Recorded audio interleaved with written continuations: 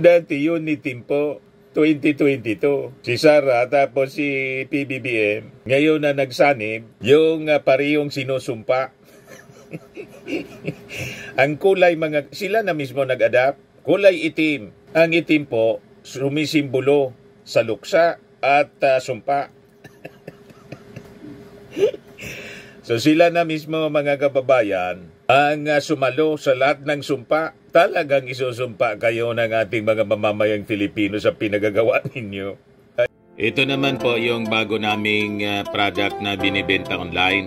iGlow Serum, whitening po siya. Tingnan ninyo yung epekto sa aking anak na architect before and now. Yung mga inquiries po ninyo, dumiretso na lang kayo sa kanyang Facebook account, Riz Maravillas. Joke time muna po tayo mga kababayan. Bago natin pag-usapan yung mga seryosong balita. Kahit Semana Santa, mainit pa rin yung mga balita sa politika. Lalo na kay Amy Marcos. Si Amy Marcos po, tinusta ng mga netizens. Backfire sa kanya yung itim campaign niya sa eleksyon. Tostado po sa mga netizens. Linitson. Baliktad po yung baliktad yung epekto. But before that mga kababayan, dito muna tayo sa mas relax na na porsyon ng ating podcast. Joke time muna po tayo mga kababayan. Padala ni Raul Ranyola ng Caloocan City. Ang setting nito sa Lamay, sabi ni Jigo, doon sa kanyang kumaring si Metring, namatay kasi yung asawa na si Elias. Sabi ni Jigo, Maring Metring, nakikiramay ako sa panaw ng iyong asawa ni Paring Elias. Sabi ni Metring, maraming salamat sa pakikiramay mo at sa pagdalaw mo dito sa Lamay. Sabi ni Jigo, kasi dati nang may kursunada si Jigo kay Metring, kaya lang may asawa na. Sa isip ni Jigo, ito na niya yung aking pagkakataon na ligawan itong si Kumare, kasi balo na. Kaya sabi niya kay Metring, Mare, hindi naman lingid sa'yo na matagal nang may pagtatangi ako sa'yo. Yaman din lamang anya na kamamatay lang ni Paring Jigo, ikong mamarapatin mo anya, ako na lang ang umalili sa kanya. Sabi ni Metring, maraming salamat pare. Kaya lang, di ko alam kung papayag yung porinarya na ikaw ang umalili sa taol ng aking asawa.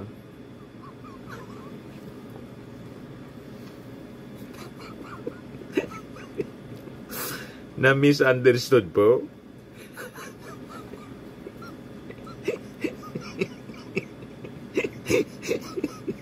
Yan kasi, salamay pa mga kababayan. Kamamatay pa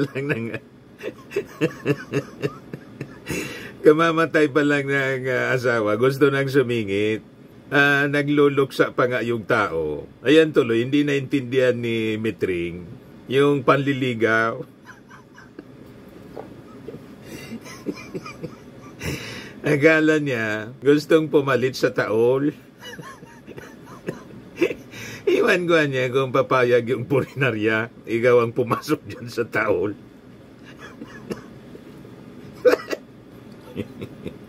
Automatic na pa, 200 pesos.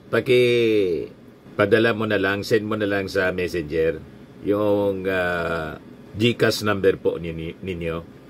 Kasali ka na rin sa ating monthly raffle draw. 5,000 pesos pag nabonot yung pangalan po ninyo. Pag hindi, kasali ka pa rin sa ating grand draw sa December. 10,000 pesos na po ang ating grand prize.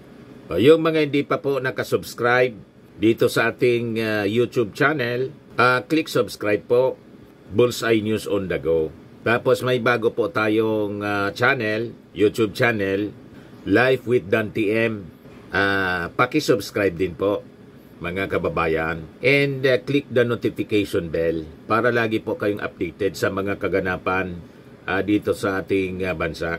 Doon naman sa Life with Dan TM, ang mga topics natin doon about life. relationships, struggles ninyo, success, stories.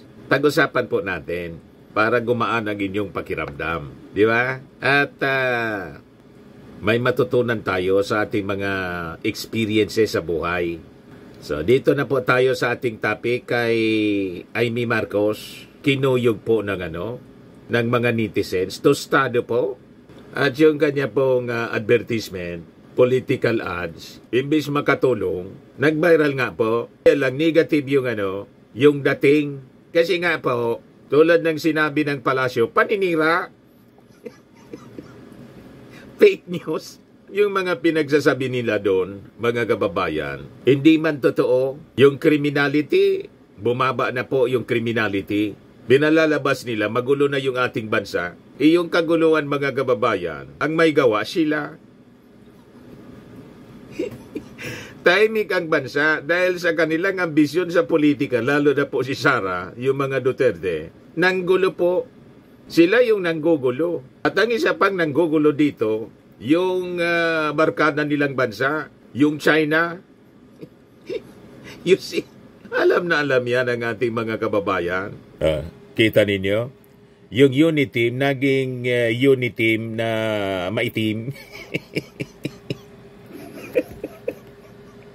Dati Uniteam po, 2022. Si Sara tapos si PBBM. Ngayon na nagsanib, yung parehong sinusumpa.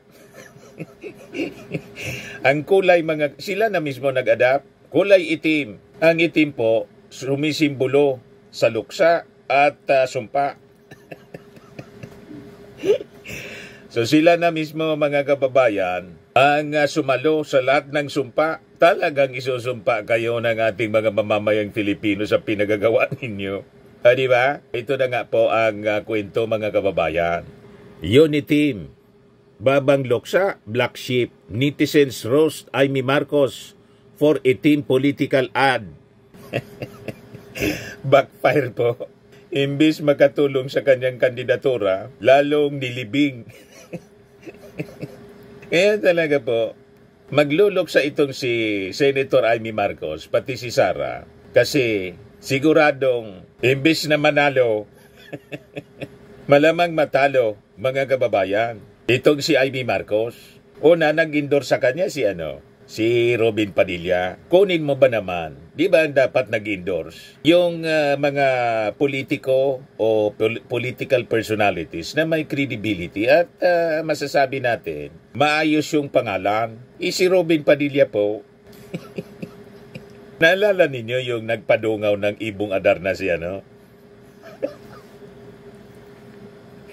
Robin Padilla, habang nag-live selling ng kanyang asawang si Mariel, walang salawal. Nag-live selling po. Dumungaw ang Ibong Adarna. Tapos papa-endorse sa ganong tao, ganong senador si Amy Marcos. Tapos si Sara Duterte, pa-endorse siya. Si Sara Duterte, mastermind. Mastermind ng paglunok ng confidential funds at mastermind sa pagpaplano na i-assassinate yung ating Pangulong Bongbong, si Lisa Marcos at ang pinsan ni Amy Marcos mismo na si Martin Romualdez. Imagine, mastermind ng pagplanong i-assassinate at planong hukayin yung tatay mo. Doon ka magpapa-endorse. O diba? Kaya malamang magluluksa talaga itong si Amy Marcos after May 12 election kasi galit na yung mga Marcos loyalists. At maging yung mga DDS po, malamang hindi man iboto itong si Amy Marcos kasi ang tingin sa kanya, mangga. Manggagamit. Negatibo po yung yung impact sa mga butante. Ngayon, sino ba ang mastermind nitong itim na political ad ni Amy Marcos? Sabi ni Amy Marcos, ang mastermind pala nito si Sara mismo. You see? Marcos said it was Vice President Sara Duterte's idea to use black as the color theme in describing the condition of the country. Pinatulan ni Amy Marcos yung kaisipan, mga kababayan, ni Sara Duterte na madilim. Madilim ang kaisipan ni Sara kasi dumilim ang kanyang mga pangarap na maging Pangulo kasi na-impeach siya. So out of revenge, mga kababayan, ito, dumidikit man lang niya sa akin si Amy Marcos, dikitan ko na rin at gawan ko ng political ads na galing sa kadiliman para sama-sama sila sa pagluksa. Naghahanap po kasi si Sara ng damay. Nasasalba sa kanya sa impeachment trial. Kaya yan.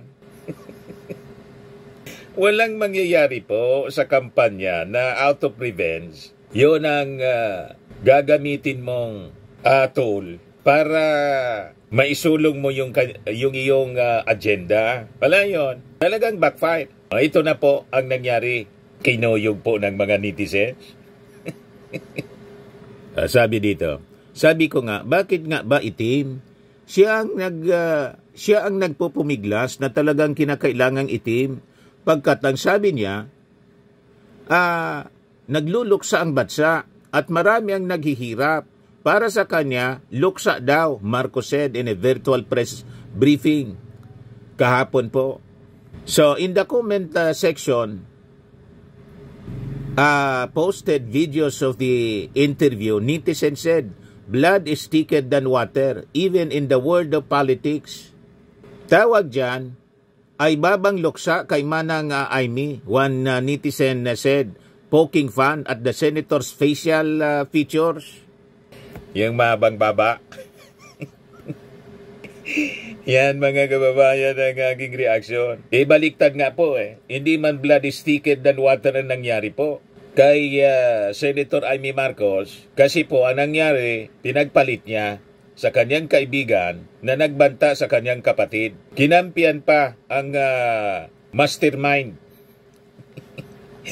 sa pagplanong pagpatay sa kanyang kapatid kaysa yung kanyang kapatid na presidente. Talagang kasumpa-sumpa po ang ginagawa ni Amy Marcos. Di ba? Sabi ng isa pang netizen, tama, itim para sa'yo kasi isa kang black sheep at traidor. Nagtraidor sa kanyang sariling pamilya po, si Amy Marcos. Yan ang tingin ng ating mga mamamayang Filipino, lalo na mga Marcos supporters. Sabi ng isa pa, netizens came up with another word for now broken unity coalition to illustrate how the once formidable political marriage between two powerful scions ended up in shambles. Unity version 3.0, sabi ng isang netizen. Kadiliman plus kasamaan equals kaitiman. Di ba? Backfire po yung political ads ni Amy Marcos na ang brain pala, ang utak, si Sara, ang mastermind. Kukuha ka ng endorsement mula sa isang sinasabi mong kaibigan na mastermind sa pagpaplano para ipatigi yung kapatid mo. Talagang yan ang kasumpa-sumpa. Kaya didikit po sa kanila ang sumpa. Kasumpa-sumpa ang ginagawa ni Amy Marcos sa kanyang kapatid. Sabi ng isa pa, sorry ka, mag-isa ka sa dilim. Kapatid mo dapat mong tulungan. Kung may pagkukulang siya, hindi yung ikaw na panganay ay ayaw mong tumulong sa mabuti. Bagkos, gusto mo sa mali, di ka makatao, sorry ka, ayaw namin sa dilim. Sabi naman ng isa pang netizen, the female versions of Judas Iscariot, birds of the same feather. Naging huda sa paningin, mga kababayan, si Amy Marcos sa paningin ng ating mga mamamayang Filipino.